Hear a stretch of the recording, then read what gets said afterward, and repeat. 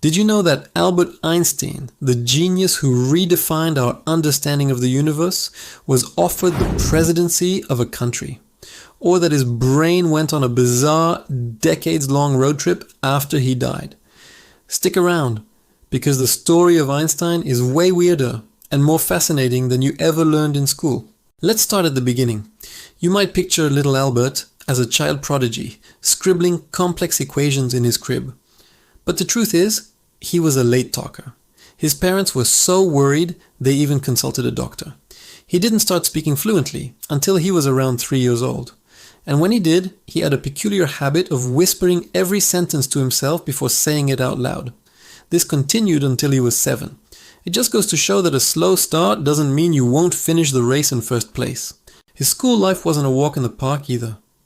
A popular myth says he failed math, which isn't true at all. He was a mathematical whiz from a young age, mastering calculus by the time he was 15. The real story is that he chafed under the rigid, rote learning style of his German school. He found it stifling and unimaginative. One of his teachers famously told him, "Einstein, you will never amount to anything." Imagine being that teacher and later realizing your difficult student just changed the world. He eventually dropped out of that school at 15 and moved to Switzerland to continue his education on his own terms. Now, let's talk about the job that led to his biggest breakthroughs. After graduating from university, he struggled to find a teaching position. For 2 years, he was essentially unemployed. Finally, through a friend's father, he landed a job as a patent clerk in Bern, Switzerland. It sounds mundane, right? Examining patent applications for new inventions. But this boring job was a secret blessing. The work was relatively simple for his brilliant mind, leaving him plenty of time to daydream and ponder the nature of space, time, and light. It was during his time at the patent office in 1905 that he published 4 groundbreaking papers.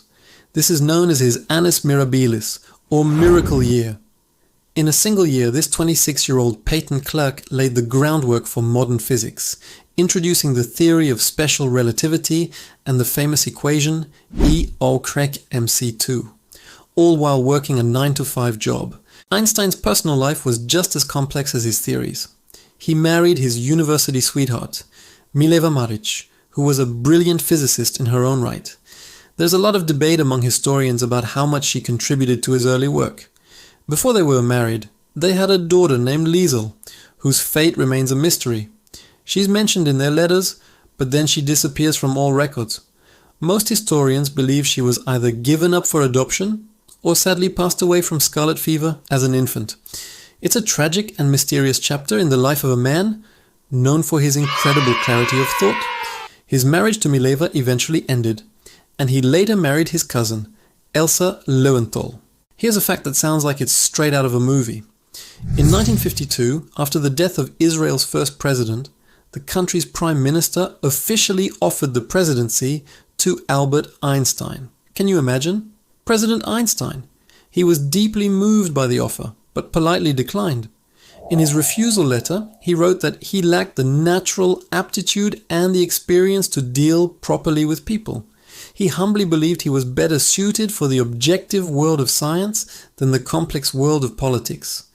It's a testament to his self-awareness and dedication to his true calling. Now for the truly bizarre part of his story, the journey of his brain. Einstein didn't want his body to be worshipped or his brain to be studied. He specifically requested to be cremated and have his ashes scattered secretly. But when he passed away in 1955, the pathologist on duty, a man named Thomas Harvey, decided to take matters into his own hands. Without permission, Harvey removed Einstein's brain during the autopsy, hoping science could uncover the secrets of his genius. He even lost his job over it. For the next 40 years, Harvey kept the brain, sometimes in a cider box under a beer cooler, sometimes in jars in his basement. He drove it cross-country, occasionally sending little pieces to curious researchers. It's a strange and ethically questionable saga, but studies on the preserved brain did eventually reveal some interesting differences in its structure, particularly in the regions related to mathematical and spatial reasoning. His parietal lobe, for instance, was 15% wider than average. Beyond the science and the scandals, Einstein was a man of deep principle and quirky habits. He was a passionate sailor, even though he was notoriously bad at it and couldn't swim. He'd often have to be rescued from the lakes near his home. He also had a disdain for socks, believing they were a pointless hassle. He famously wrote to his wife that he had managed to get by without them even on the most formal occasions. His wild, unkempt hair became his trademark, a symbol of his non-conformist spirit. He wasn't just a genius locked in an ivory tower. He was a humanitarian, a pacifist, and a civil rights advocate who spoke out against racism in America long before it was a mainstream cause. He also had a fantastic sense of humor. The most famous photo of him sticking his tongue out wasn't a random silly moment. He was tired of photographers asking him to smile for the camera on his 72nd birthday, so he gave them that instead.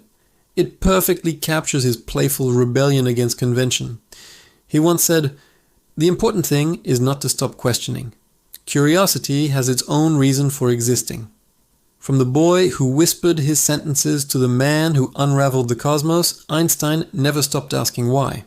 So the next time you see that iconic image of the brilliant scientist with the crazy hair, remember the full picture.